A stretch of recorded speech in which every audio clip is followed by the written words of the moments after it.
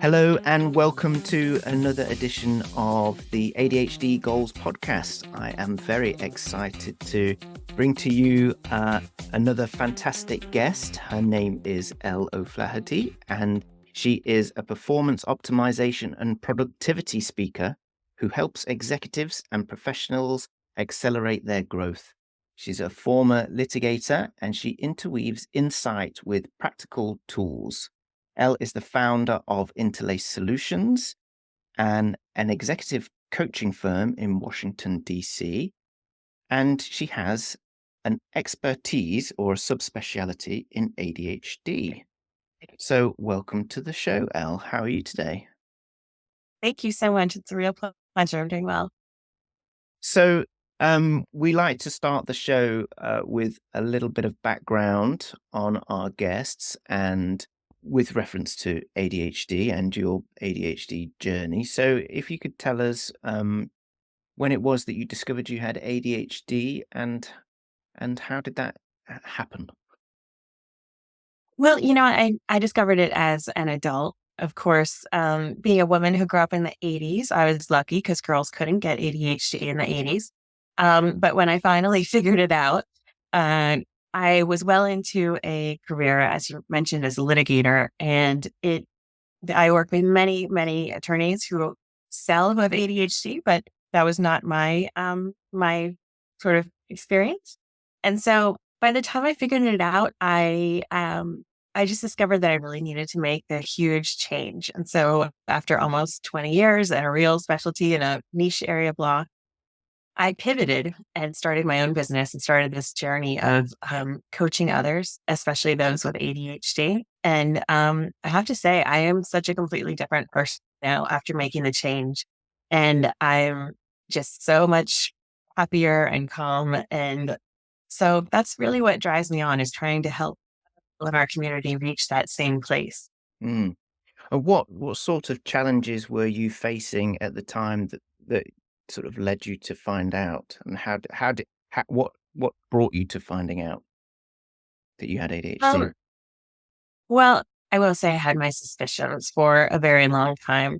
The stigma around it really made it hard for me to connect those suspicions with formally getting a diagnosis.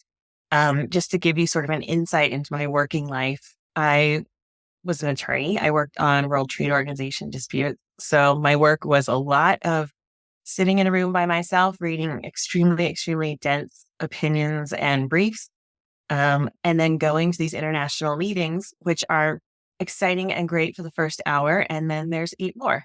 And so it was just very challenging. And when I started coaching and learning coaching skills for my team, who I worked with, it really opened my mind to the possibility of being ADHD, and I pursued a diagnosis. And very surprisingly to me and everyone who's met me, I am ADHD, and very grateful for it. I will say, right after I was diagnosed, which is really common, and I see in a lot of my clients who are diagnosed as an adult, I did go through a grieving period for what could have been if I had known much, much, much sooner.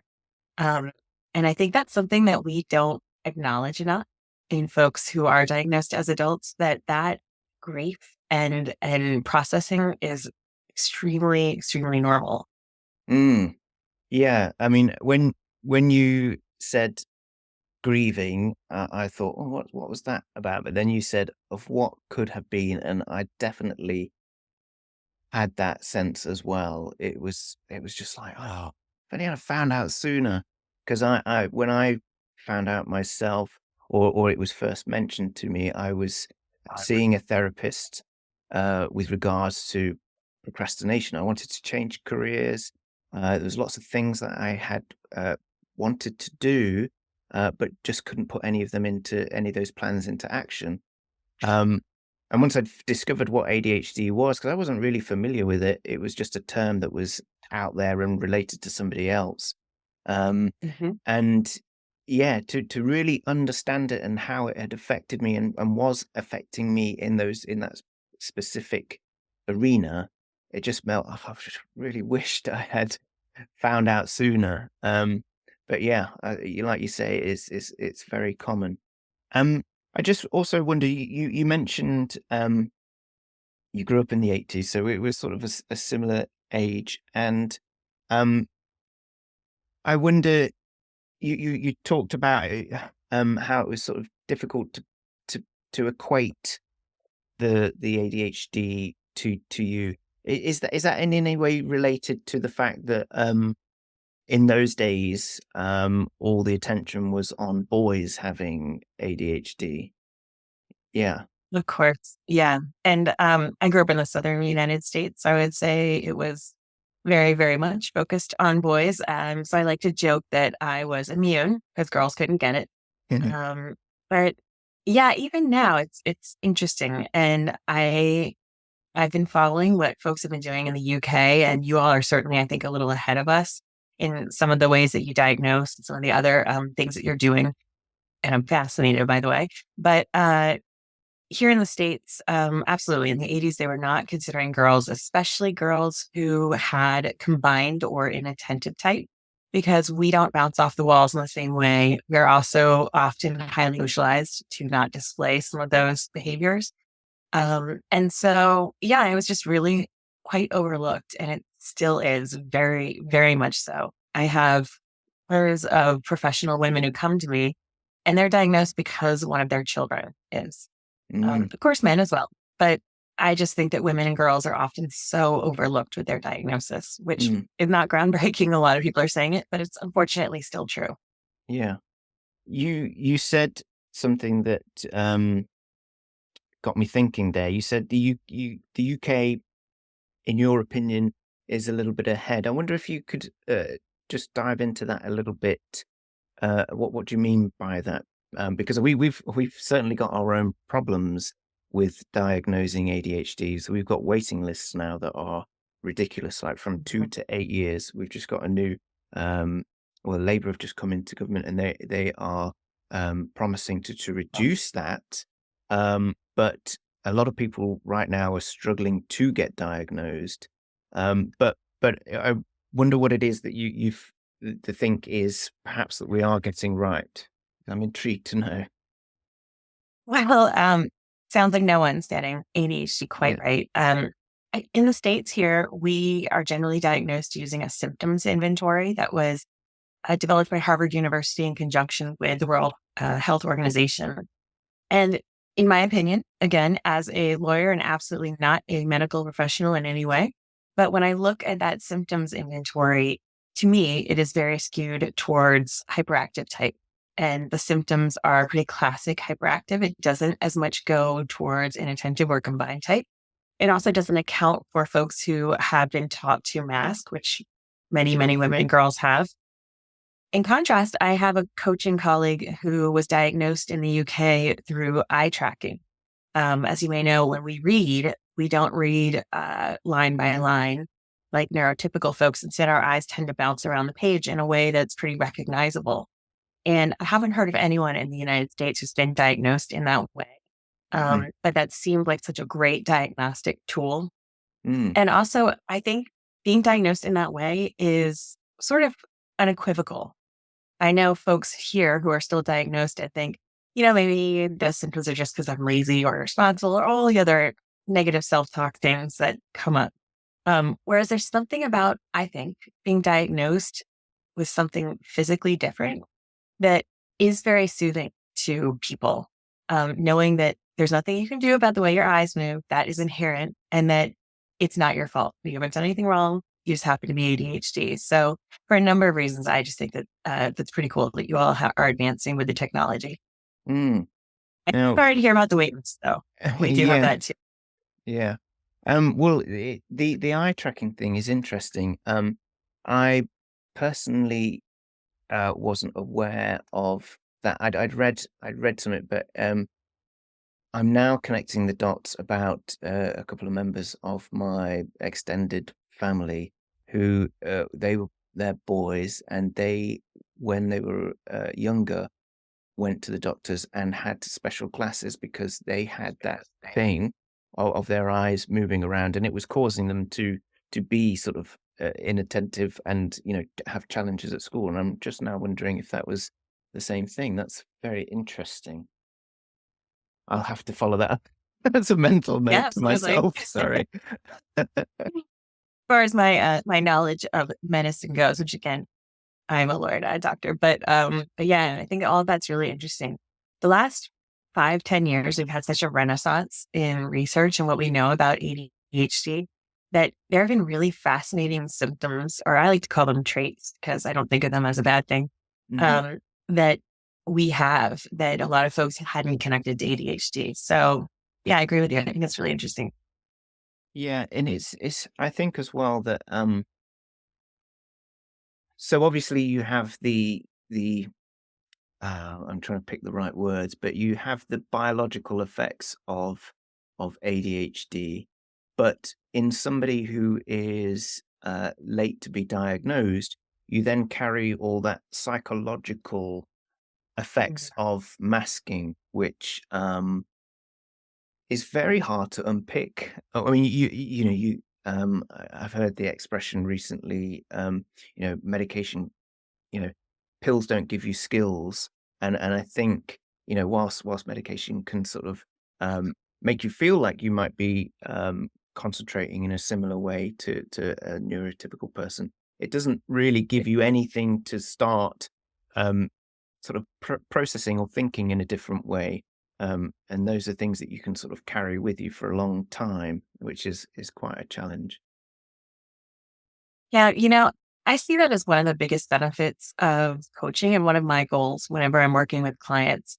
Of course, I'm not a therapist, and therapists work on kind of what's happened in the past and how it's impacting you now. But I do see it as my job as a coach to do a couple of things, including connecting my clients to our community and to help them understand what's normal for us. Because most of us, our entire lives, have been surrounded by neurotypical people telling us what we're doing is wrong or that, some way we're off, but we're not. It's just what's normal for us. And then teaching new skills, as you said, pills don't teach skills. I like that.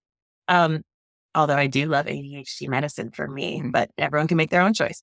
Um, but it's the right skills. Mhm. The other thing that we have been taught for most of our lives is how to do things like neurotypical people do. And I like to use the metaphor of being left-handed.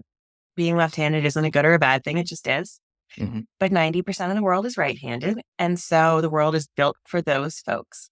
Mm. And trying to use the tools that work for right-handed people are not helpful because those of us who are left-handed, like a can opener, it's still very difficult.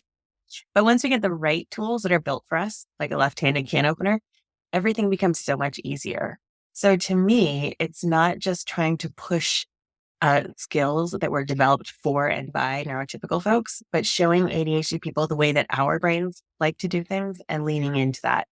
And that's where I really see people making progress between understanding what's normal for us and that we're a whole community. There's nothing wrong with that. And Mhm. how to do things in a way that works for us and seeing those results. That's when I really, really start seeing a lot of my clients that negative self talk starts quieting down. They get more hope. They get more agency over their control of their future and what they can do. And so I see coaching as a really critical piece of that and helping that, frankly, self esteem. Mhm. Um, and I hate to babble on, but I am No. actually working with a professor at a university here in the States on the connection between ADHD and suicidal thoughts or activity. We're actually 600 to 1,000% more likely to have those thoughts or take those actions. Um, and I really believe that one of the reasons why is thinking there's something so fundamentally wrong with us and having such difficulties. Uh, and so one of the ways, of course, much goes into suicidal ideation and it's very complicated. But I think one of the ways to support ADHD people is to give them that positive understanding of their brain and working with it instead of against it. Mm. Um, but yeah, I totally agree. It's a challenge. And especially those of us who don't receive this kind of support in childhood, we just have such negative messages that most of us are carrying with us, unfortunately. Yeah. I mean, you can't really ignore 600 times to 1,000 times more likely. Did I hear that correctly? Like 600% to 1,000%. 600%. Okay. Yeah, So that's 6 to 10 times. yeah, that's a lot. It really is. Yeah. I mean, I don't know how much you're able to. Is that research going on currently, or are you able to say more about that at all? Yeah, well, what I've been working on with this professor is there are tools to um, help support people when they are having suicidal ideation. And our work was adapting. She had already created this mnemonic to remember the tools and use them for neurotypical folks. And it was adapting some of those to make more sense for an ADHD brain. Hmm. Um, and it's interesting, even the way that mental health professionals approach us, and of course, teachers and others, basically any service provider, it's so important to adapt that way to our brain to make it, for the efficacy of the tool. Hmm. And are you able to share that mnemonic with us? I can. I tell you what, I'll do you one better. I will send you a slide that maybe you can put in the notes. It's Yeah. a lot easier to see it and Yeah. then probably to hear it. Yeah. Yeah. I mean, I quite often find things make a lot more sense when I see things than sort of hear them. It's true. Um, so if we look then at your journey into coaching, so you are the founder of Interlace Solutions. So tell us a bit more about the point at which you set that up and how you work with your clients. Yeah, absolutely. Well, I will say that I set it up in a completely chicken kind of a way. I was a government attorney with a very secure job, and the leap of going from that to a small business owner was absolutely sheer terror Mhm. and the best choice I've ever made. Um, so now my coaching firm, we work with people across the United States and internationally. Um, the way we work with people is a couple of different ways. We focus on, now we're starting to work with some younger adults and even some teenagers, but mostly we focus on professionals and senior executives. Um, we help them to use tools, and understand what their brain is doing to be more productive and also to respect our unique rest patterns. Because whereas neurotypical people sort of work through their day, they have some periods of rest. We're much more like a roller coaster, Mhm. and that's okay. And that's how we tend to work. And understanding how you build in those periods of rest the way that we need them to be more productive. Um, the one thing I'm absolutely not interested in is I have no desire to change any ADHD person in a neurotypical person. Mm, That's both unpleasant and unrealistic. mm, And so by working with our natural tendencies, people just find that they have a lot more joy in their work. They find that they are able to harness their hyperfocus and enjoy it. I mm, really think that hyperfocus stage is one of our happy places, at least for the ADHD people that I've worked with. And so being able to get in that and enjoy it and then properly rest afterwards is really key. And I just have to say, just watching someone change the way they're approaching their day and their life, it's astounding. It's really why I do this work. mm. The rest pattern is something that interests me in terms of. So I'm assuming that the well, I'm assuming. Uh, do you find any correlation between typical rest patterns, or are the rest patterns completely unique to every individual?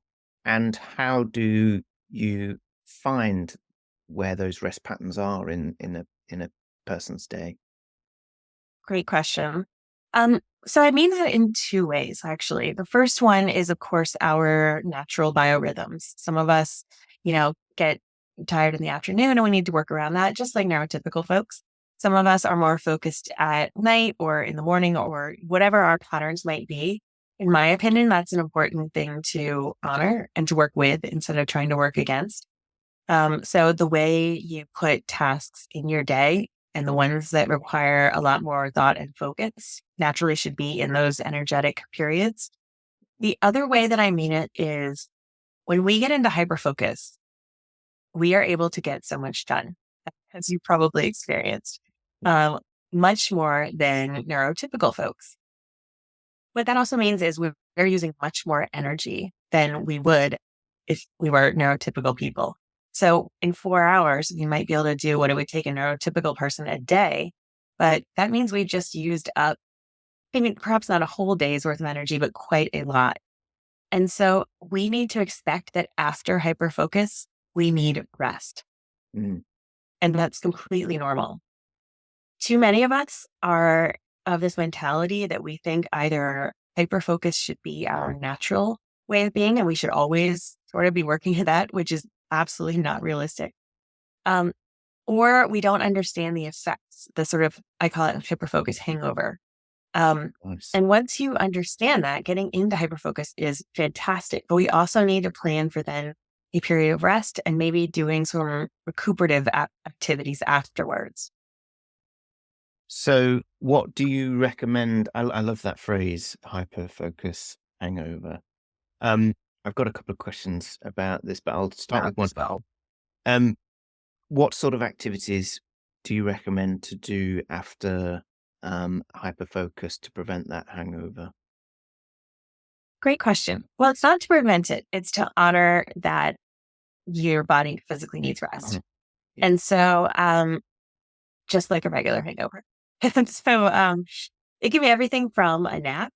Hmm. I am a big fan of naps. Our body, when we feel that tired, need it.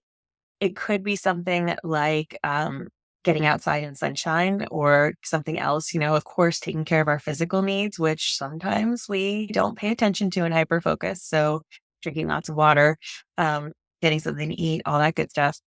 It could also be, I often recommend sort of the menial, I call them kind of rhythmic tasks.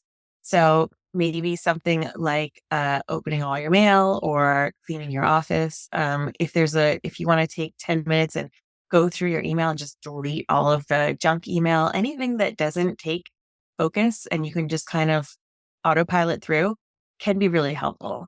But it doesn't have to be productive at Yeah. all, which I know is funny coming from someone who is a expert in optimizing productivity, because rejuvenating and resting is productive in its own right. Yeah, no, I understand that. I mean, that last bit that you said, it's funny for you to say it as somebody who's a productivity coach to recommend something that isn't productive. I agree with that because I was working with someone recently who was so focused on their job that they couldn't rationalize why they would if they socialized with other people and got into a hobby or something like that, it might take them away from achieving at work. And I asked them, well, have you burnt out at work? Is that something that happens? And they said yes. And I said, well, could it be possible that by engaging in something else, something that might balance out your life a little bit more, make you a whole person, might re-energize you and prevent you from burning out? So it's about looking at those two different things and an opportunity cost of what is the cost of me uh, only focusing on one thing, and are there other things that I can do that allow me, it doesn't feel productive, but it's actually benefiting you by balancing those scales a little bit more. Yeah, absolutely. Um, and the sneaky undercurrent of my all my basically philosophy around ADHD is focusing on joy. And so I don't necessarily mean workplace productivity. I am a big fan of hobbies and socializing and things that bring you joy. I think that that is one of the things that really feeds our ADHD brains, is having more joy and enjoying life more, and everyone, frankly. So I, although I talk about productivity, often what that comes down to is figuring out how to have more joy. And for some people, that is absolutely spending more time not working. Mm. Um, I have quite a nasty orchid collecting habit that takes up some time here. But it brings me so much joy. I love it. Mm. I was discussing the other day with my girlfriend about I can't remember what got us onto the topic, but I was explaining to her how I sometimes find it difficult when I'm not working and I'm spending time with the kids or doing something else. Um, it can be very difficult to always. I think it was talking about how sometimes as a parent you can find yourself in situations where you're being a bit short-tempered with the kids or whatever, and it's because you're still there in your job thinking about things.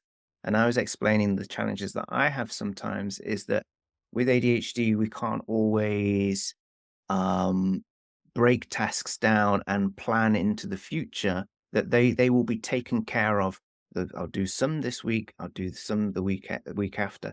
And it's very difficult to plan into the future so that it feels like at the end of that day or that week, you feel like I've not completed the overall project, but I've got enough done that I can switch off now.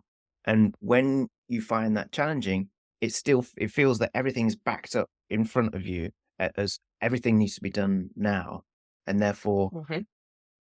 it means that when you're supposed to be focusing on something else, loved ones, etc., you can be somewhere else in your mind. And that can, lead you to not less than positive outcomes at times.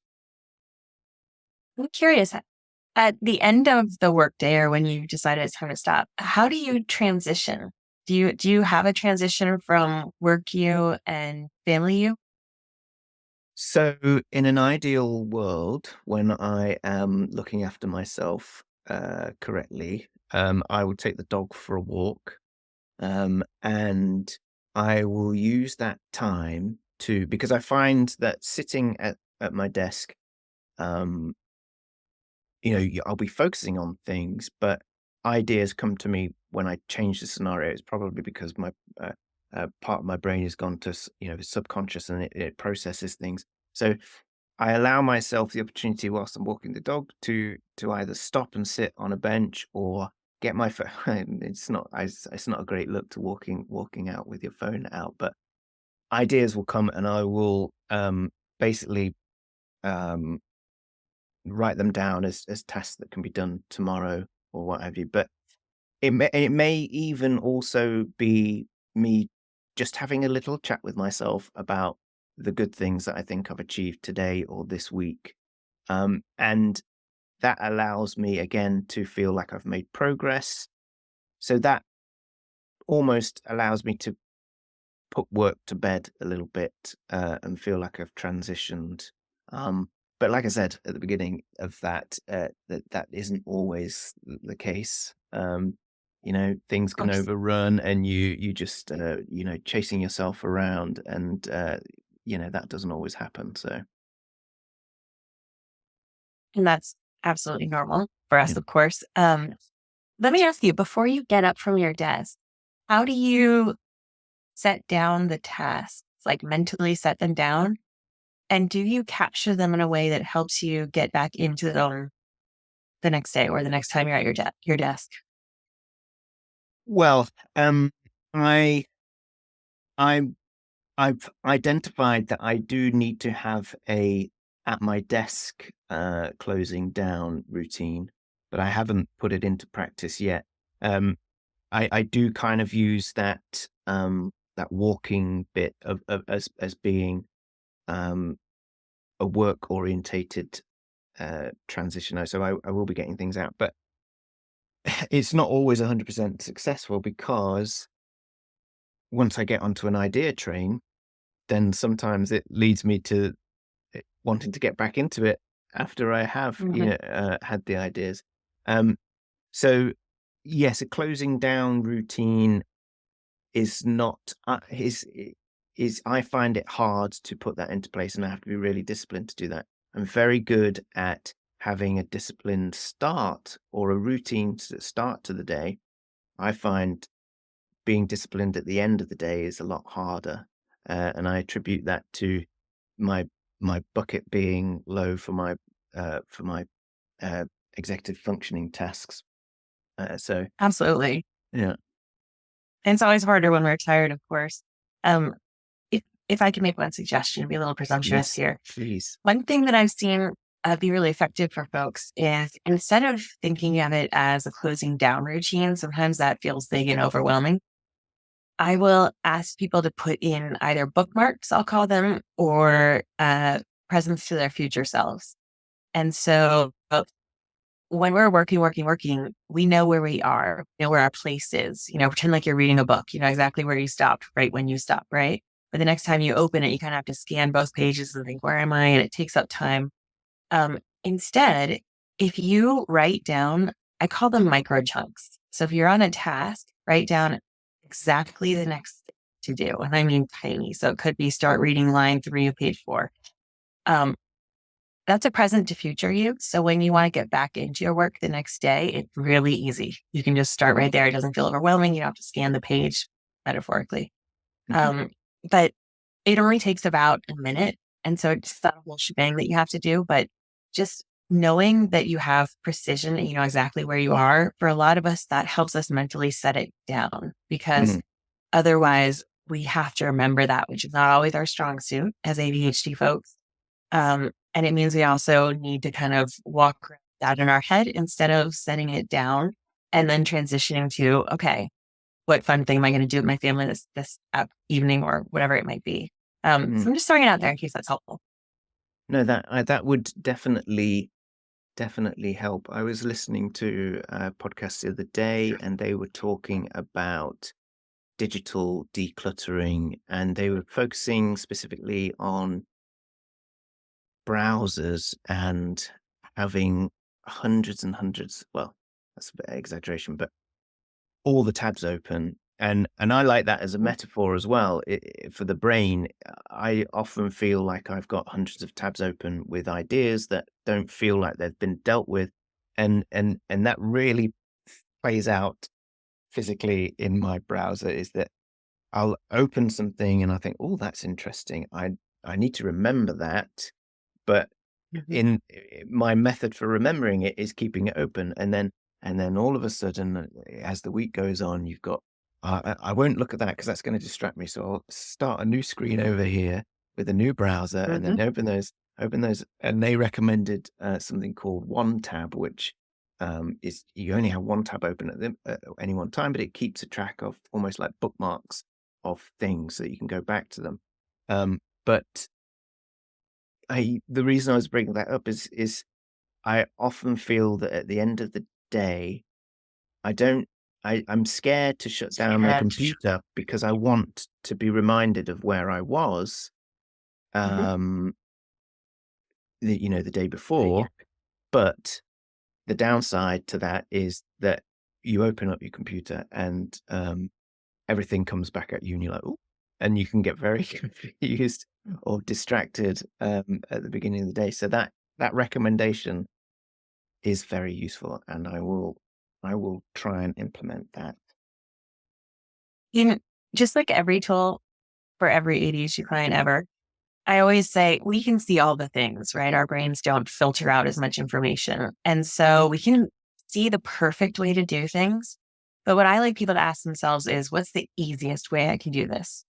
This Mm, does not have to be a big, operatic production. If you just write a post-it note, stick it on your screen, it could be a digital post-it note. I mean, whatever is the easiest way to do it for you, do that. You're a lot more likely than a system in place. Um, I also super like and nerd out about tools for ADHD folks. So I would just mention that Google Chrome just rolled a function that actually will have you store away your tabs. If you look in the top left corner, there's a little white caret upward arrow. Like, or maybe it's down. I don't know. Forgive me. But if you click on that, um, you can organize all your tabs under a category, or you can name it something, or anything, and it'll keep them all over there. They're still there, but you can't see them. So similar idea. It's already built into Chrome. I use it a lot and I love it. I'm just trying to have a look now, but I think would it possibly be called groups of things? Let me pull up my Chrome and I'll tell you exactly. It's at the top left, there's a little white box with a down arrow. And when you click it open, it says all tabs, organized tabs, search tabs, and you can create any kind of organization you want under here. Mm. I will say it's rolled out quite recently, so I don't know if it's come to all users, but it's wonderful. Okay, well, I will definitely have to check that out as well, because I too am a tools nerd. So I'm trying not to get distracted by that now. I shouldn't have mentioned it. I knew it. No. Because I also really like. I mean, if I was listening to the podcast, I'd be checking every little hack or tool that was mentioned, so that you can fire out as many as come into your mind. Um. So, we've veered off. I'm going to ask you a question, but we veered off this topic a little bit earlier. And in one of the questions in your notes,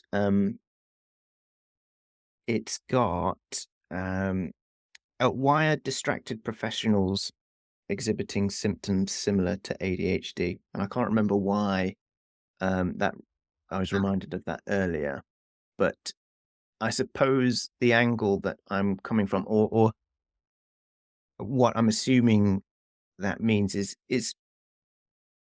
well, why don't you answer I'd the be question? happy to answer.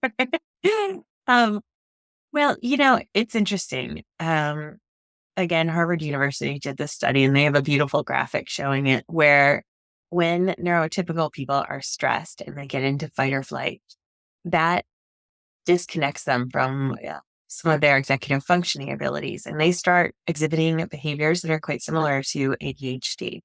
Of course, they don't have ADHD brains and they aren't suddenly ADHD, um, but yeah, and most professionals that I work with are under stress, them under pretty significant stress.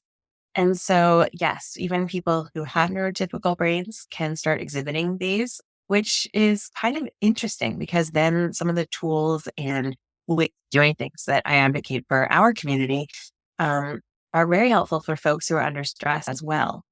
But sometimes you hear people say, oh, we're all a little bit ADHD, which I do not agree with. Mhm. However, sometimes neurotypical people can exhibit similar traits. So that makes sense why they may have a feeling like they have experienced some of these things. Yes, because I think we live in a world now where um, the sources of what I'd like to call bad dopamine are just all around us, like our phones, the way we watch TV now. We just sit and the next episode comes, and that's giving us bad dopamine sometimes. Um, I think we're all living in a world where I think it's the Huberman chap talks about dopamine baseline, and the more dopamine spikes that you create, it creates like a big crash in your dopamine, which is resulting in everybody having worse baseline dopamine levels throughout the day, and this is what you're saying is stress people can exhibit um, ADHD like symptoms. So it's interesting that the same thing is, like, as you're saying, coaching for ADHD and helping with those executive functions could help people that are exhibiting those similar traits. Yeah, it's interesting. Organizations will hire me to give trainings for overall productivity and then sometimes for ADHD specific productivity. And when I give the trainings for with an ADHD focus, I always have neurotypical people who attend and tell me they're going to use all those tools just as much as anyone else. And it's for this reason. I think it just resonates with a lot of folks. Yeah. Um, you. what's the in talking about going into organizations and helping both neurotypical and uh, neurodiverse individuals? What um what can what can people do? What can ADHD people do to succeed in their career? So much. Yeah. So first of all, leaning into strengths, which Mhm. I think is the most important thing for probably all of us, but certainly ADHD folks. And by that, I mean, we have interest driven brains. And so, whereas neurotypical people, um, they do things based on importance. So it could be important to them, to their partner, to their boss. We don't have that functionality. So we do things based on interest. And that's what really drives us and naturally motivates us to do things. So making sure that we are positioning ourselves in a career that we find interesting and that the majority of the tasks do spark our interest. I also help people to automate and use tools to, as much as possible, eliminate the tasks that are often administrative or other things that don't really interest us. So that we're spending most of our energy, most of our juice on things we're strong in and that we enjoy. So I think that's really, really important. I would put a little asterisk there because forever school children have been asked, okay, what are you good at? What are your talent? That's what you should be when you grow up, without anyone asking, but do you enjoy that? Which Mm. is the critical question for us with ADHD. So, you know, I'm a pretty good litigator. I can tell you all sorts of things about agricultural trade, but I do not want to. And so I think that's really important. The other thing that we can do is accommodating ourselves. Now, there's lots of research and interesting studies about what happens when you disclose in the workplace. Here in the United States, ADHD is technically covered by the Americans with Disabilities Act, which then gives many legal protection. But disclosing is a huge risk. There's a very big stigma, of course, with ADHD. And most adults, about 68%, at least in the United States, of ADHD professionals don't ever disclose in the workplace. And so figuring out what accommodations you might need, whether you can do them yourself, like using a new tool or doing things in a different way, or asking for accommodations if you're comfortable as an ADHD person, or accommodations as a strength. And what I mean by that is because I know most of my clients, or especially the ones who are um, Generation X or, in that age, maybe a little older, a little younger, are not going to disclose. Um, I tell them, ask for things from a position of strength. So, for instance, if you need notes or note taking in a meeting, or if you need written tasks because of some of our short term memory challenges, I encourage them to go to their supervisor and say something like, you know, I I really am able to be the most productive and to really engage the most at meetings when I'm just paying attention to the conversation and I don't need to necessarily take physical notes. Would you mind if I record meetings and use a note taker that'll take notes for me or have a transcript? So that way I can just be really fully engaged with colleagues and have the best performance. What they're hearing is, this is my strength and I'm going to make it even better. What you're actually saying is, I can't remember what happened in the meetings because I'm ADHD and I really need note taking. But by asking it as a strength, it's a lot easier to get accommodated. And also it doesn't create any red flags. Mm.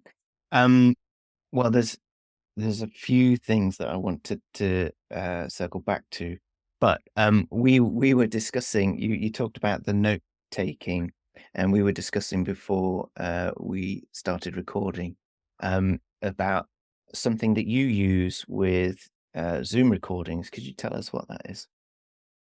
Absolutely. I'm obsessed. I really should buy stock in this company. It's called Fathom. It's an add-on to Zoom, and I believe that there's a free version and there's definitely paid plans. It is incredible. What it does is it records the meeting for you, and at the end, you get not a video recording, of course, also a full transcript and unbelievably good annotated notes from the meeting. that you can actually have them written up in different ways. So when my coaching clients are comfortable with using it, there's a one-on-one version that will come up as coaching notes. There's lots of different ways the notes can come up, but they are also annotated. So you can click on the note and it'll take you to that part of the recording so that you can review it, which as an ADHD person is wonderful. It really does mean I'm able to focus on just engaging with my clients and not worrying about the notes. And, I like to think of it as the AI sweet spot. Before the computers turn us into their pets, which I hope they remember that I've been nice to them, but using all the tools to make everyday life a little bit easier. So I'm obsessed with it. It's called Fathom, and everyone who has seen these notes or who has interacted with me using them has been just blown away. I could have really used that. In my previous job, I was a UX designer. I used to do a lot of user research, and I'd be watching videos of people using software, and I'd be taking notes. I'd make a note of what they did, but I didn't make a note of what time they did it. So it would Mhm. always be, so I might have taken a useful note, but I was never able to then go back without having to scroll through a timeline. Um, but also another thing that struck me about that accommodation that you just mentioned, it sounds a lot like something I spoke to a previous guest on about universal design in terms of what organizations and even schools could do, is that if they were open to making things better for the edges, so neurodiverse people, they'd actually be making it better for all, because I can't think of anybody who wouldn't find that a useful addition to their day-to-day process. And so making Absolutely. those sort of accommodations could be helping productivity throughout the company, not just yourself. Yeah, I definitely agree. And to me, at least, and this is just based on my own observation, but it feels like we got up to a certain point before the last couple of years where all of human knowledge was available to us. And there was this overwhelming amount of information that we were expected to know and process. An overwhelming amount of connectivity, at least for me. Whereas, I grew up with before the internet and people just couldn't reach you. And now it's just so much communication. And what I see these new tools and technology doing are really hoping to make that more doable. And so using AI, for instance, to summarize a lot of information, I think is an amazing use of it. I think that it helps us to be able to not be overwhelmed by information and to be able to use it effectively. So whereas before we were facing a tsunami, now we kind of have that metaphor is completely going to fall apart, but a flotation device that can counteract a tsunami. Um, and so for me, I think one of the greatest tools for ADHD people is AI, and I use it all the time, every day. Yeah. Um, I also encourage clients that if they're having difficulty in any areas, I tell them there's absolutely an app out there for that. And just once they find the right one for them, it's amazing. Yeah. Well, I had some fun yesterday with some AI.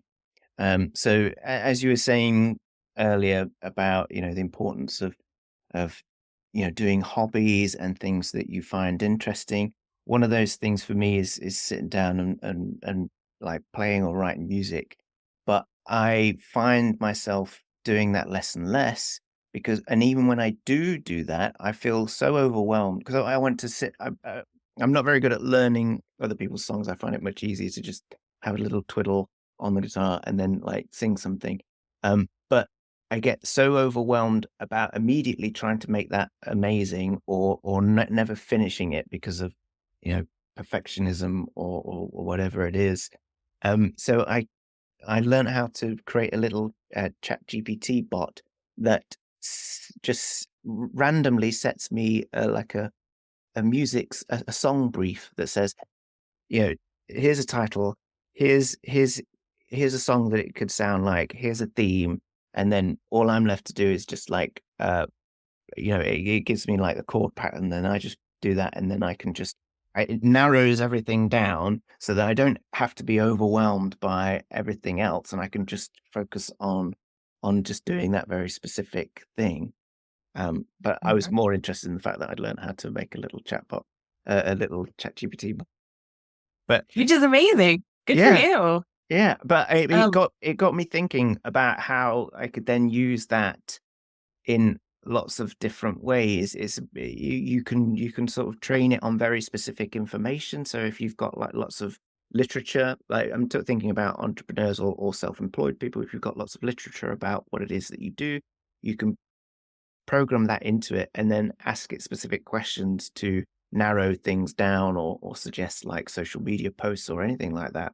Um, but maybe that's for a different episode. Uh, But yeah, I think no, that's AI, exactly. yeah, Oh, sorry to interrupt you. That's exactly one way that I use it. I've trained it on my email and how I write. I've trained it on my articles, all sorts of things. And I use it exactly how you're saying. I think one of the hugely overwhelming things to ADHD people is where do I get started?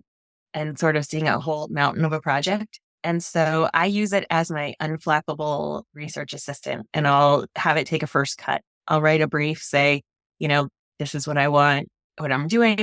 I need an outline, blah, blah, blah. It'll write some outline, that parts of which are always garbage, but it's a jumping off point. So I can then say, no, it's a terrible idea, throw theirs out, edit it to my liking. Um, but I think, yes, so unbelievably time and also stress saving for us so that we aren't in that overwhelm and at least I'll speak for myself, that overwhelm and procrastination place. yeah, like the blank page um, monster. It can be truly dis- disabling. Um, I mean, you mentioned this a little while ago now, but I want to go back to it.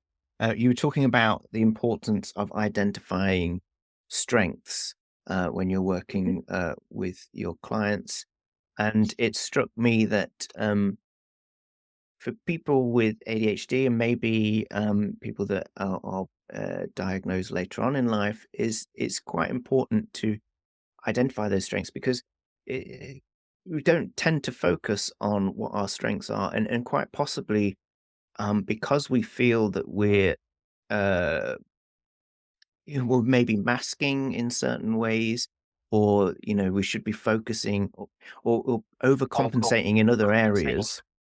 Things Mhm. that we're not so good at, we tend to focus entirely on those. We could just completely ignore our strengths, and that ends up, leading to burnout. Um, but also, you've mentioned before how important it is to identify um, strengths and values as well, because you were talking about the interest and importance. We're interest biased in the way our brains work. I wonder how how important is it to, I suppose, have purpose and align purpose and values to keep us interested and motivated in our jobs or our careers? Oh, it's the critical piece. It's the point of life, I would say, is aligning our actions and focus on our values and strengths. I think that's true for anyone. It's even more true or equally as true for ADHD folks. Um, we have a much stronger, all human brains have a negativity bias, right? Which makes sense. So we can remember those berries that killed Ted last week and we shouldn't eat, or that we shouldn't play with a nice woolly mammoth because it might stomp us. Um, we have an even stronger negativity bias. And so ADHD people will absolutely remember that thing that maybe they think they shouldn't have said 5 years ago. But what we're not Even good at is longer. remembering our, yeah, or longer. What we're not good at is remembering our wins. Our brains are kind of fun for that. We either completely forget them because a win is like, whatever, moving on.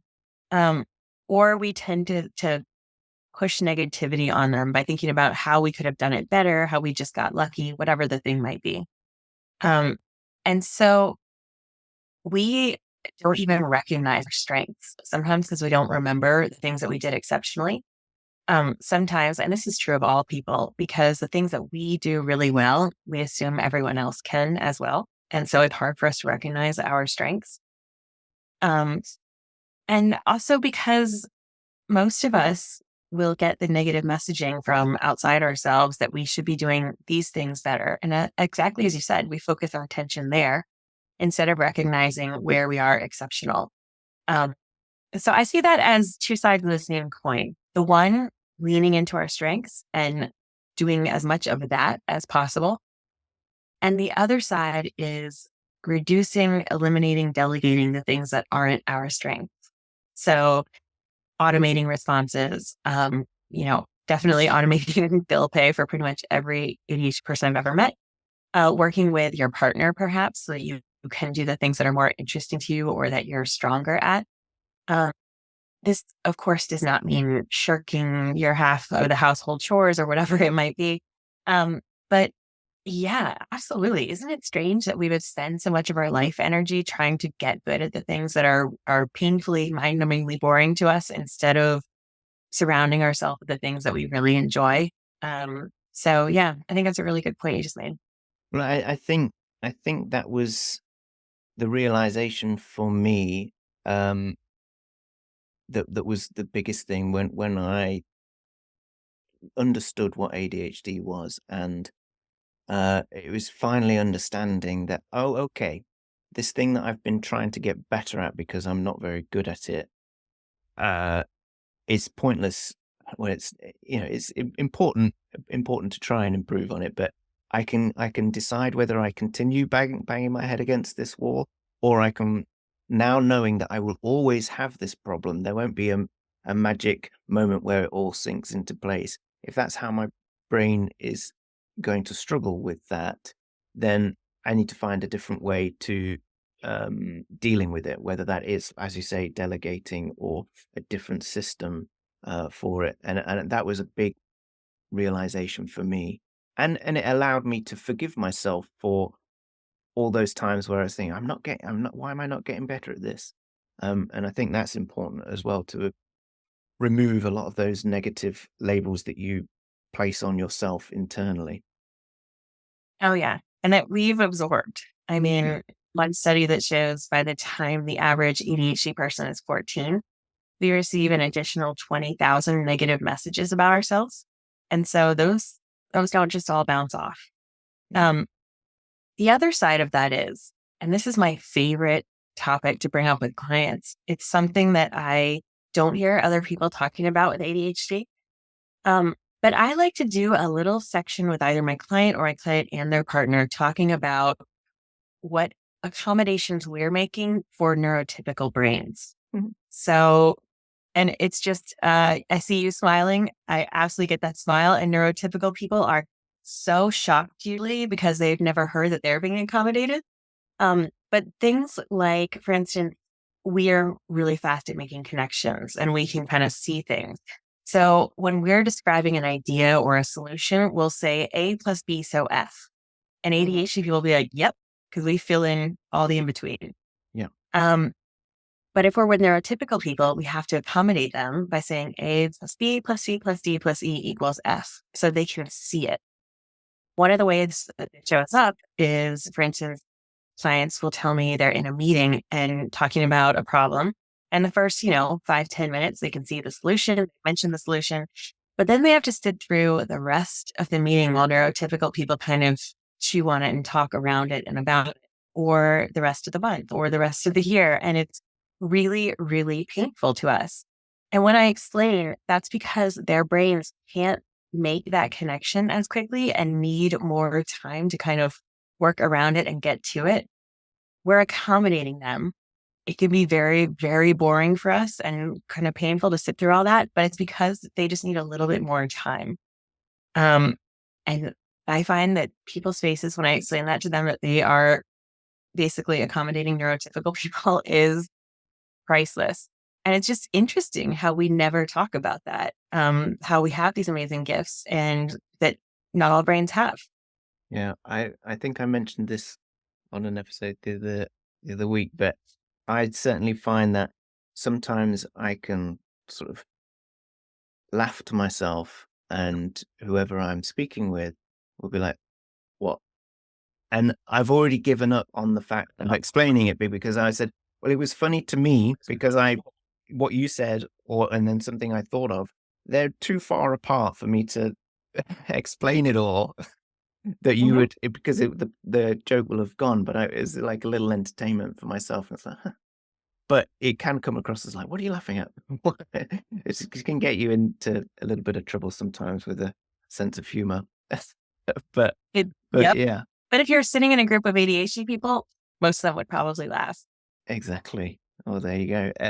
Yeah, to have a, a comedy audience of ADHD people is probably a lot more receptive. If you've Um, ever seen, comedians, of course, are famously ADHD. If you've ever watched behind the scenes, when comedians are kind of waiting to go on and talking to each other, it is interesting. In my opinion, it's a study in watching ADHD people tell jokes to each other, and it is hilarious. So I highly recommend it in case you haven't seen mm, it. I've I find I find it difficult, I know this is common with a lot of ADHD people, and I wonder if this is connected to the same thing. Is that when I mean, I'm doing it right now, but when we're talking, we feel like we have to paint in all the context of everything, and it's why I tend to say that I don't talk in straight lines, is because I'm going to tell you something, and then I'm going to say that it's connected, but I have to fill everything in. Then I get sidetracked on why that bit's important, and then I go over there, and then I never really end up getting to the point that I was trying to make in the first place. And so it can be. Mhm. Have you got any tips on Well, can I ask you a on question first? signposting I'm really during? interested. Go on. Do you have other ADHD people in your life that you're close to? Oh well, yeah. So well, I can't say that my mum is ADHD because she's never been to be checked out, and I can't out her as one. But she definitely is, and um, and I get so frustrated. If she, in case she's listening, it doesn't. It frustrates me that I see myself and the way I describe things, and I get frustrated with her because it's like a mirror to me, and I'm like, that's what I'm like. But yeah, so I think there's a number of people in my family. I mean, there's a number of people in my family who have been diagnosed. Um, but yes, I'm going away from the original question. Yes, there are people in my life with ADHD. Yes. Okay. And if your mother's listening, I just want her to know how lovely you told me she was before we got on, and especially that you like those cookies she makes. Um, but when you're talking to other ADHD people, do you notice that or maybe you haven't noticed, but do you change the way you talk and do you interact differently with them at all? Well, I find, and this is not necessarily answering the question, um, because because ADHD is much newer on my horizon. It's only been the last couple of years that Mm. identifying all those people okay. So yeah, I'm thinking of one particular person who yeah, we can sort of speak uh without filter, and I'll know that he'll get it. But I do find that I have that um barrier up. If I meet somebody new, I come across very differently until I know that I can unload what's on my mind, and it will be taken in the way that it's intended. And usually that is, if it's in a work environment, it's like I'll become myself when I know that I can.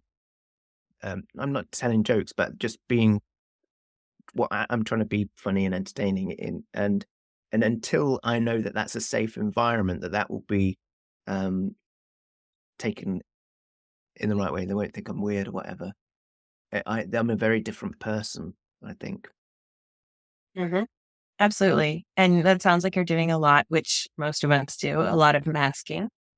which takes a lot of energy to try to appear neurotypical. But the reason I asked if you speak differently with other ADHD people is because when you are able to drop the mask and interact with someone who gets it, how does that feel? It feels great, and I have said for a long time, even before I knew I had ADHD, that one of my biggest, well, that's the right word, but things that I am most scared of or worried about or frustrated by is not being understood. And I think that in that particular environment, there is a sense of feeling understood, and that it to feel like you can be yourself is very comforting. It's very freeing, and yeah, you feel like you can be true to yourself. Absolutely. And that's why I encourage people to connect with our community and make sure they have those times when they're able to just be with people like us. Um, it's also why I teach people about the accommodations that they're making, because whereas many of us approach, oh, people are going to think I'm weird because I'm different, there's something wrong with me. Instead, understanding their brains can't connect all the dots as quickly or even potentially at all as the way mine does. And so I have to accommodate that their brain is not working quite as quickly or seeing as much as I am. Um, and I think that's a powerful way to look at it, to realize that you are accommodating their brains that just can't do some of the things that yours does. But how does that land with you? Um, yeah, I think, I mean, since doing this podcast, I've been obviously speaking to people with ADHD a lot more, and well, I did this podcast a little while where I wasn't interviewing people, and I was just speaking to myself. But I can definitely feel the benefit of feeling that sense of community, having regular conversations with people who have ADHD. You were saying before about sort of you grieving. You said much earlier you were grieving when you thought, well, what could have my life have been if I'd have figured this out earlier? I had a small sense of grieving for the fact that, oh, my mind isn't unique. There was a very, a sense Interesting. there was a sense of, yeah, I realize how that sounds, but I used to think, well, yeah, there is something unique about me. If only I was organized enough to get, to make that work for me in any way. And I found that the older I got, the more challenges I was facing because I didn't know I had ADHD.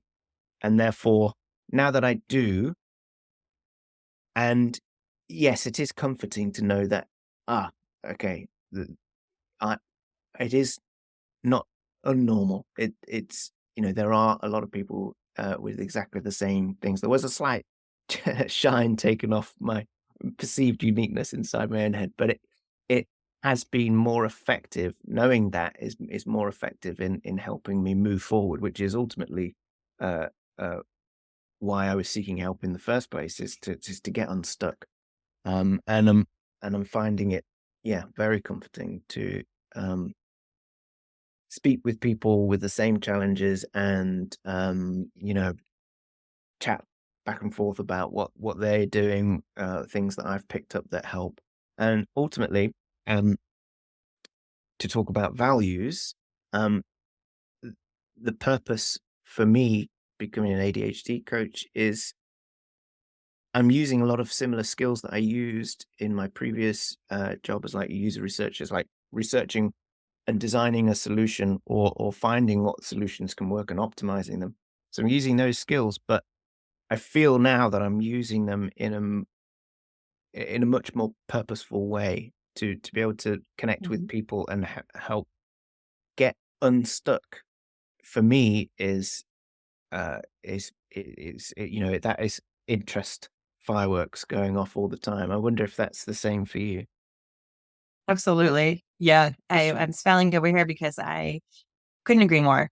And for me at least, it sounds like maybe you have a similar value of helping people. I just find that so incredibly rewarding seeing that result. Um, what you said earlier is so fascinating to me. I haven't heard someone say that before, that you are mourning sort of the uniqueness of your brain.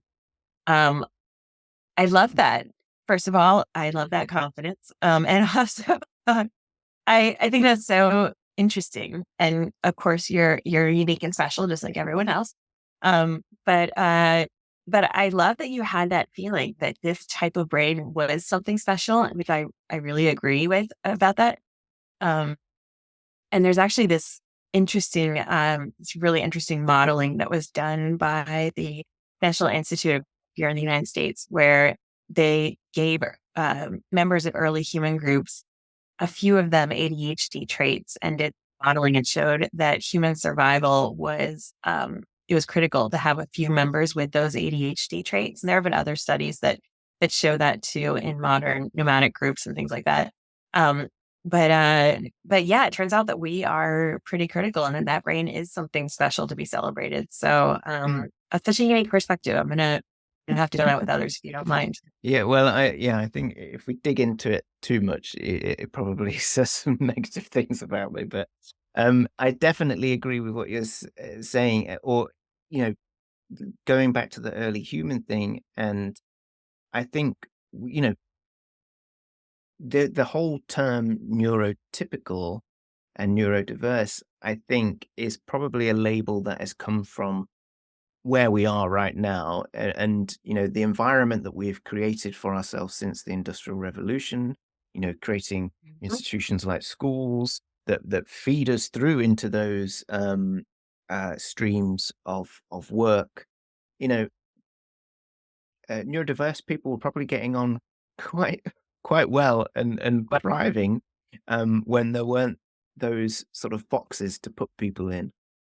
So yeah, I find neurotypical labeling and neurodiverse labeling can force you to feel negative connotations or stigma around what it's like to have brains that are wired this way. I could not agree more on everything you just said, but especially on the labels, I think that they are incredibly short-sighted and frankly dumb. Um, yeah, no one, first of all, who is the typical person? I have never met this person. I'm sure they're incredibly bland and boring. Um, but the other thing is that even ADHD, that moniker, I think is incredibly ill-suited. We don't have any sort of a lack of attention. We just have situationally variable attention.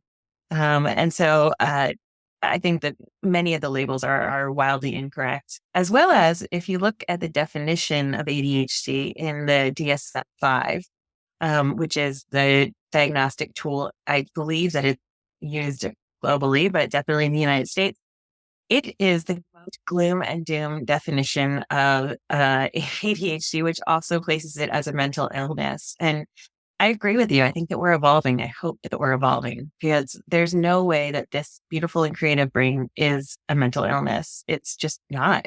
It's just a feature. hmm Yeah, and I think that's why it's important that one of the earliest things you do with your clients is to focus on what strengths they have, because going through that process of diagnosis, it can feel like, oh, doom and gloom, grieving the chances of what might have been, but getting on to that track of, well, what are my strengths? Because your strengths are going to be what you will need in order to overcome the challenges that you're facing. So I think, yeah, it shouldn't be all doom and gloom. We should be celebrating ourselves. Oh, absolutely. And it's interesting what you said. When I said grieving, I wasn't grieving about, I did fine, right? I went to law Yeah. school. I had a successful career. It was more grieving understanding myself and building a life that worked with my way of being, instead of trying to shoehorn myself into something that was clearly not a good fit. And yeah, I agree with you. And unfortunately, one of the big things that I do is going around teaching organizations and service providers like doctors and other types of coaches, folks like that, about ADHD and how to work with us because the message is so clearly doom and gloom. And that is so clearly how we're perceived as this very negative thing. That I think just by teaching and giving a little more understanding, we can change the way that kids are receiving that message from the folks who are working with them, most of whom do not have ADHD brains. Mhm. So yeah, I think that's a really important piece too. Well, I think that's a nice positive note to sort of draw a close to the to this episode on. Um, Thank you so much for joining me today, Elle. It's been a fascinating conversation, and I'm sure we could have gone on for forever. So maybe I'll have to get you back on in the future. But can you remind our guests where they can find you online? Absolutely. My website is interlacesolutions.com. Or feel free to send me a note at L, which is spelled ELLE, at interlacesolutions.com. Especially my real passion is in teaching people about ADHD, helping organizations learn how to harness these incredible, incredible talents that not a small portion of their workforce already has. And so if anyone wants to reach out and talk about how we can work together, I would love it. Excellent. All right. Thank you very much for joining me, and we'll speak to you soon. Take care. Enjoy the rest of your day. Thank you very much. You too. Bye bye. Bye bye. Well, there we have it. Thank you so much for listening this far. If you want to hear more episodes, then please subscribe on YouTube or whatever podcast platform you use. It really helps to spread the word. So if you know anyone this episode could help, then please share it with your friends. If you want to follow me on social media, I am on Instagram at ADHD_goals, and you can find me on Facebook too. If you want to get in touch with the show, then you can email me at hello@adhdgoals.co. And finally, if you're struggling to manage your ADHD and you would like me to be your coach, then please head over to my website and get in touch. Until next time, bye for now.